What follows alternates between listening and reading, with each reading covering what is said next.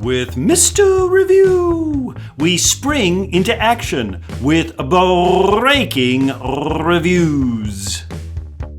Hello, folks. We're still talking about interest groups and how interest groups influence our political process. But let's not imagine that all interest groups are created equal.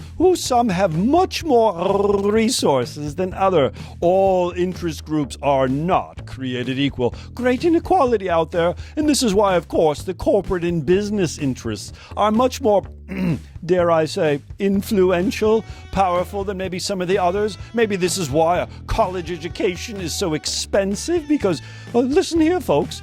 College students just don't have quite the power of interest groups that, let's say, maybe big oil or big pharma have. Interest groups are not created equal. But let's not forget that they are very significant in promoting one issue over another, or protest movements gaining attention in the streets. We don't do that a whole lot, but it has been used. It's kind of in our DNA here in America. But let's not forget that the interest group's primary role, if they're really influential, is to have a voice in the budget process. At all levels of government, national, state, and local, interest groups are peddling influence in the halls of our legislatures to make sure that their issues are given preference or priority.